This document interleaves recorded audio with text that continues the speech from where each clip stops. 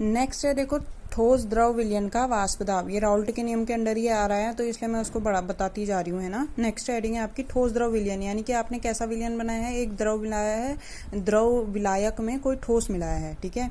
अब होता क्या है देखो सिंपल, माना कि यहाँ पे एक बीकर में आपका ये द्रव है तो सतह पर सिर्फ द्रव के ही अणु हैं और ये तेजी से वाष्प में परिवर्तित होते जाएंगे। लेकिन क्या होगा जब आप इसमें कोई विलेय मिला दोगे, वाष्पशील विलेय मिला दोगे, सॉरी अवाष्पशील, जो वाष्प में परिवर्तित ना होगा ऐसा विलेय अगर मिला दोगे तो क्या होगा, सतह पर जहां पहले सिर्फ विलायक के, जो वाष्प में परिवर्तित होने वाले थे, सिर्फ उसके अणु थे, अब सतह में विलायक के अणु तो हैं जो वाष्प में परिवर्तित होने वाले हैं, उसके अलावा ये कुछ अवाष्पशील विलेय के कण भी हैं जो वाष्प में परिवर्तित नहीं होने हैं। यानी कि इन्होंने बहुत सारी जगह घेर ली तो अब उतना द्रव यानी कि विलायक उतना वाष्प में परिवर्तित नहीं होगा जितना पहले हो रहा था।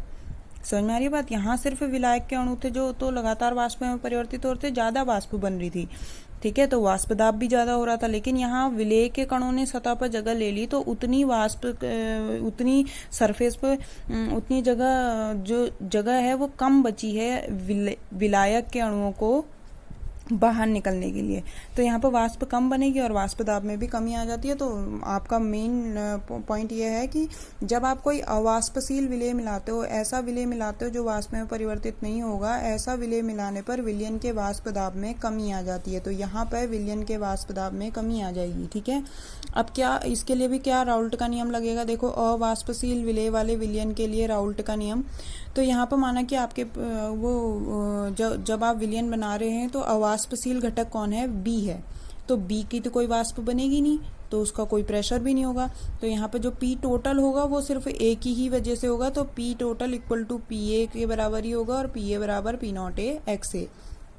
एक्स ए का मान हमेशा 1 से कम होगा यहाँ पे, और देखो एक्स ए का मान 1 से कम होगा और पी ए का मान शुद्ध अवस्था में उसके वाष्प दाब से कम होगा। ऑब्वियसली कम होगा क्योंकि शुद्ध अवस्था में तो वो अकेला का वाष्प बना रहा था, लेकिन अब जब उसमें विलेय मिला दिया है तो उसके वाष्प दाब में कुछ न कुछ कमी आ जाएगी। तो पीए का मान उसकी शुद्ध अवस्था में, शुद्ध अवस्था को दिखाने के लिए ऊपर से नॉट का साइन लगाया, शुद्ध अवस्था में वाष्प दाब से कम हो जाता है। ठीक हो गया। तो ये वो जो ये फॉर्मूला आपका डिराइव हुआ है, ये फॉर्मूला उसी को यहाँ पे स्टेटमेंट में लिख रखा है कि दिए गए ताप पर किसी अवाष्पशील विलेय वाले विलयन का वाष्प दाब शुद्ध विलायक के वाष्प दाब और उसके मोलंश के गुणनफल के बराबर होता है। ठीक है, तो अवाष्पशील विलयन वाले विलेय का वाष्प दाब शुद्ध अवस्था में उसके वाष्प दाब था उसके मोलंश के गुणनफल के समानुपाती होता है। सिंपल सा ये है। अच्छा, आगे को अभी और है, आदर्श विलयन किसे कहते हैं, अनादर्श विलयन किसे कहते हैं, तो ये भी बहुत इंपॉर्टेंट टॉपिक है, इसको हम नेक्स्ट वीडियो में बताएंगे। ठीक है, यहाँ तक का करिएगा, जो नहीं आ रहा होगा उसे पूछना।